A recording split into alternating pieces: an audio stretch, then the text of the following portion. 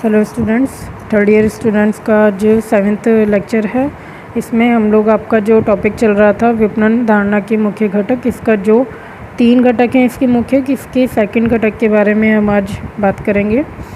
तो इसका सेकंड घटक रहता है संपूर्ण संगठन के विपणन प्रयासों को समन्वित करना। मीन्स इसका मतलब मैंने आपको बताया था आपकी 5th लेक्चर की वीडियो में, है ना। तो अभी हम इसके बारे में पढ़ते हैं। उत्पादन, वित्त, अनुसंधान एवं विकास तथा अन्य कार्य भी महत्वपूर्ण हैं। तो इसका मतलब क्या हुआ? उत्पादन मतलब वही पैदा करना, प्रोडक्ट्स को बनाना वगैरह।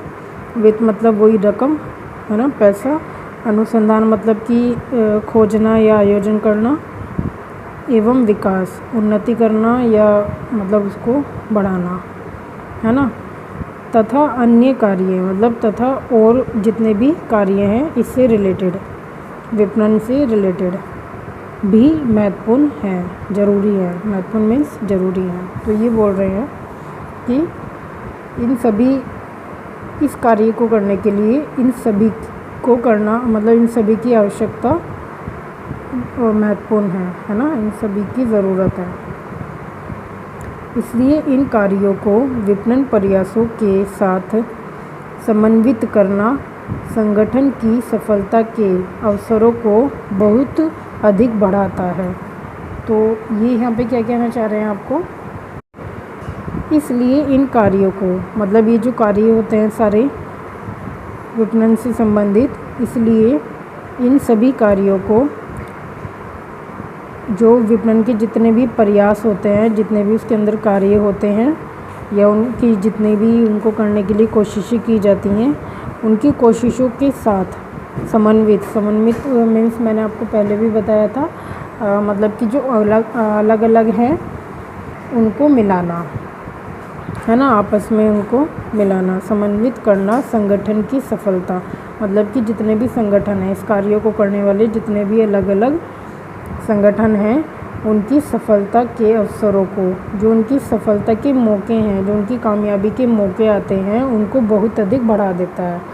मतलब कि उनको एक मौका देता है कि वो और कामयाब होएं, और मतलब इतने, मतलब अगर ये इन सभी कार्यों से कार्य किया जाता है, इन सभी कार्यों की सहायता से कार्य किया जाता है, इन बातों को मद्देनज़र रखते हुए अगर कार्य किया जाता है, तो वो कामयाबी के मौक़ों को और ज़्यादा बढ़ा देता है, बहुत अधिक बढ़ा देता है।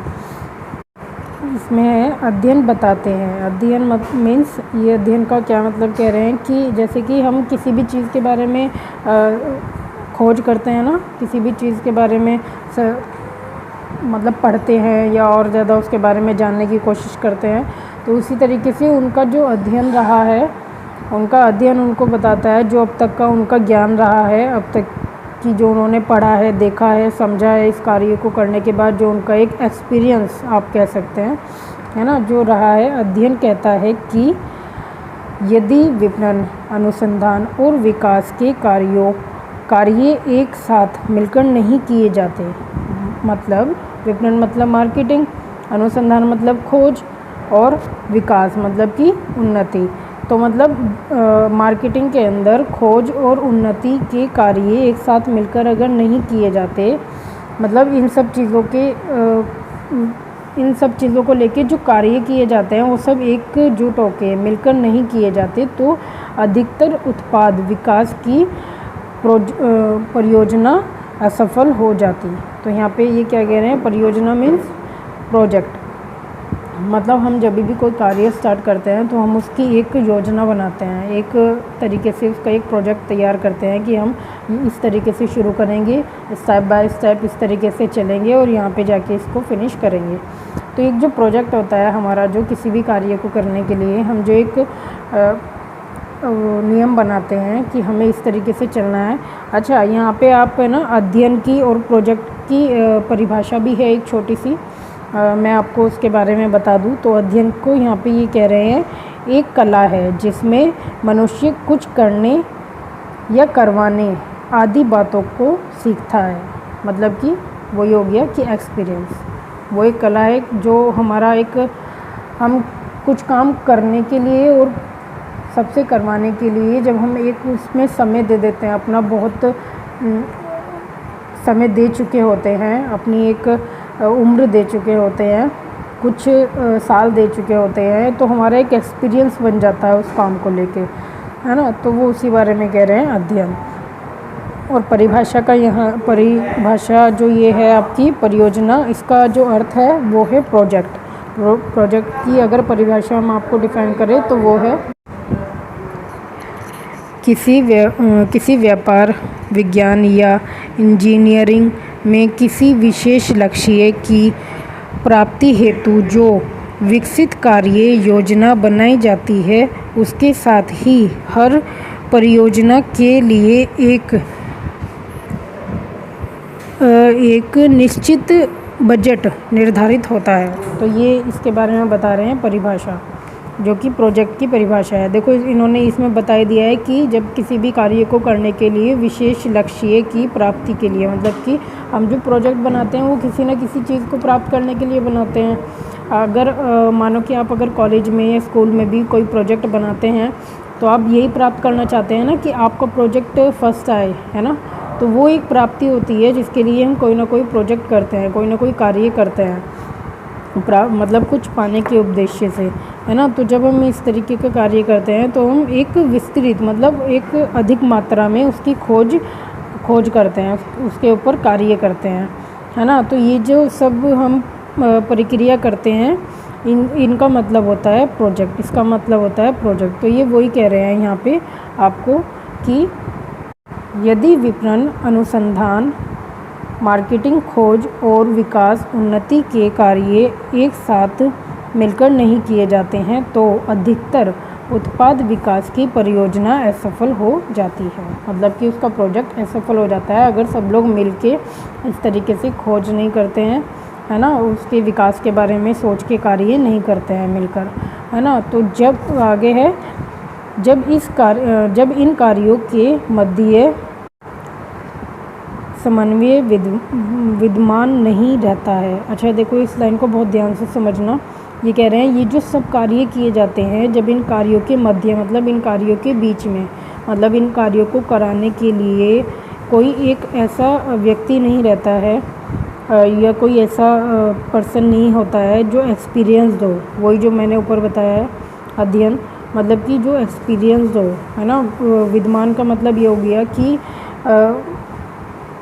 परसेंटेज कह सकते हैं, है ना, मतलब 1% भी अगर कोई ऐसा व्यक्ति नहीं है जो नियमित क्रम से, मतलब समन्वय मतलब नियमित क्रम से, कोऑर्डिनेशन जिसे हम कहते हैं, जब हम कोई भी पार्टी करते हैं, कुछ करते हैं, तो हम अक्सर बात करते हैं ना कि इसको कोऑर्डिनेशन कौन करेगा, है ना, मतलब कोऑर्डिनेटर कौन बनेगा, कौन इसको किस तरीके से ये चलेगा, स्टेप बाय स्टेप क्या क्या कार्य होंगे, इस चीज़ का जो ध्यान रखने वाला होता है। भाई करने वाले तो अलग होते हैं, लेकिन ध्यान कौन रखेगा कि हाँ कार्य इस तरीके से चलना है। तो एक वो एक्सपीरियंस बंदे का ही काम होता है, क्योंकि उसे पता होता है कि यहाँ अगर इस तरीके की बात हो रही है तो ये गलत डायरेक्शन में जा रहा है, और अगर ये इस तरीके से चल रहा है तो ये सही डायरेक्शन में जा रहा है। तो वो एक जो कॉम्बिनेशन होता है उसके माइंड के अंदर कि मुझे किस तरीके से अपने कार्य को करना है, किस तरीके से उसको चलाना है स्टेप बाय स्टेप। तो उसी को ये कह रहे हैं कि जब इन सभी कार्यों के मध्य कोई इस तरीके की समझदारी वाला बंदा नहीं होता है तो परिणाम सब, मतलब जो उसका परिणाम निकलता है वो अनर्थकारी होता है। मतलब कि वो सारा बिजनेस एक तरीके से डूब जाता है ना, वो प्रोजेक्ट डूब जाता है, वो फिर उस प्रोजेक्ट से संबंधित जो बिजनेस होता है वो भी डूब जाता है।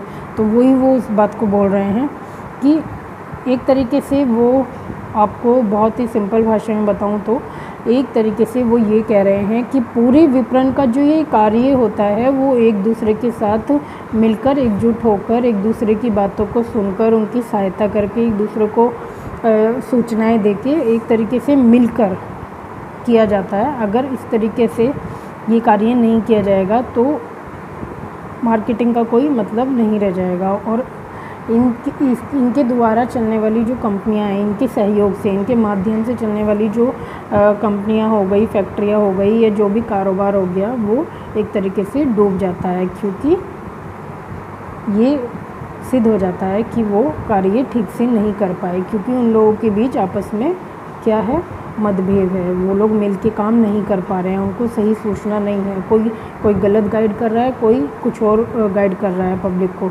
तो उस तरीके से क्या होती है, प्रॉब्लम आती है। तो इसलिए इन लोगों का एक नियम होता है कि ये लोग मिल के काम करते हैं। तो उस चीज़ का भी ध्यान कोई किसी एक बंदे को, या जो भी जितना भी लेवल का काम होता है, जिस भी लेवल का काम होता है उसमें जितने ही बंदे काम करते हैं, उस लेवल से वो लोग अपने काम को बांट लेते हैं कि हाँ इन सब चीज़ों को, इन काम को ये कर, इस काम को ये करेगा, इस काम को ये करेगा। तो इस तरीके से उनकी एक जो नीति चलती है उसी को ये कह रहे हैं कि ये बहुत आवश्यक है, महत्वपूर्ण है ना। संपूर्ण संगठन के विपणन प्रयासों को समन्वित करना, मतलब इन सब चीज़ों का वो ध्यान रखते हैं। तब जाके मार्केटिंग का ये एक मुख्य घटक है कि ये इन लोगों को मार्केटिंग को बहुत अच्छे तरीके से चलाने के लिए इन सब चीज़ों का ध्यान रखना पड़ता है। ठीक है, तो ये था इसका सेकंड घटक। अगर आपको कोई भी प्रॉब्लम होती है तो इसके बारे में हम अपने जूम मीटिंग में डिस्कस करेंगे। लेकिन उससे पहले ये कि अभी जो आपने फर्स्ट आपका घटक पढ़ा था उसके बारे में आप लोगों ने ठीक से रीड नहीं किया, पढ़ा नहीं है, जिसकी वजह से आप लोग को जूम मीटिंग में प्रॉब्लम आई, क्योंकि आप लोग को आंसर पता ही नहीं थे क्योंकि आपने पढ़ा नहीं था। तो फिर से मैंने आप लोगों को यही कहना है कि आप लोग ध्यान से वीडियो को पढ़ के हर लाइन का मीनिंग लिखते हुए इसकी थ्योरी कंप्लीट करिए, जो असाइनमेंट आपको संडे में देना होता है। तो अगर आप ध्यान से नहीं पढ़ेंगे तो आप कंफ्यूज ही रहेंगे, क्योंकि मैंने आपको सिंपल भाषा में हर शब्द का मीनिंग बताते हुए आपकी थ्योरी बताई है। तो ऐसी इसमें कोई टफ़ चीज़ नहीं है। वैसे भी आप इसी व्यापारिक फील्ड के अंदर रह रहे हैं, इसी मार्केटिंग के अंदर आप सर्वाइव कर रहे हैं अपनी लाइफ को, तो आप बहुत सी बातें तो पढ़ के ही समझ जाने चाहिए। बस उसमें प्रॉब्लम यही आती है कि अर्थों के मीनिंग नहीं पता होते हैं, शब्दों के अर्थ नहीं पता होते हैं। तो वो जब मैंने आपको बता दिया उसके बाद मुझे नहीं लगता कि आप लोग को ऐसी कोई कंडीशन है कि समझ नहीं आ रहा है ना। तो यही है कि आप लोग बहुत ध्यान से अपनी थ्योरी को पढ़ा करें। ओके स्टूडेंट्स, तो अभी 8th लेक्चर में हम लोग अपना थर्ड घटक पढ़ेंगे। चलिए, टेक केयर।